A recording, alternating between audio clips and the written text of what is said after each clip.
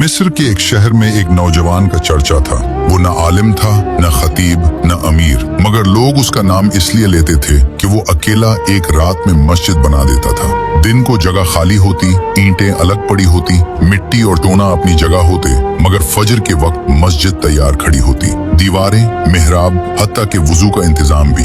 ये था वो राज जिसने सारे शहर को हिला दिया था। लोग हैरान थे, आंखें फाड़ते, सोचते, इस नौजवान के बारे में कोई कुछ नहीं जानता था। वो काम के दौरान किसी को करीब नहीं आने देता, कदमों की आहट सुनता तो काम छोड़कर गायब हो जाता, जैसे कभी आया ही ना हो। कोई कहता ये जिन है, कोई कहता इसे जादू आता है, कोई कहता ये अल्लाह का वली है, मगर नौजवान खामोश रहता, न तारीफ कबूल करता, न नाम बताता, न किसी की परवाह करता। ये बात सुल्तान सलाहुद्दीन अयूबी तक पहुंच गई। सुल्तान ने कहा, अगर सच है तो ये अल्लाह का खास बंदा है, और अगर धोखा है तो कौम को सच मालूम होना चाहिए। सुल्तान ने हुक्म दिया, शहर के किनारे मस्जिद की जगह मुकर्रर हुई। ऐलान हो, ये मस्जिद वही नौजवान बनाएगा। उस रात सुल्तान आम लिबास पहनकर झाड़ी में छुप गए, दिल में सिर्फ एक दुआ, या अल्लाह मुझे सच दिखा दे। रात गहरी हुई, हर तरफ खामोशी थी। फिर एक दुबला पतला नौजवान आया, सादा लिबास, निगाहें झुकी हुई, हाथ में औजार। उसने बिस्मिल्लाह कही और फजा बदल गई। ईंटें खुद ब खुद उठने लगी,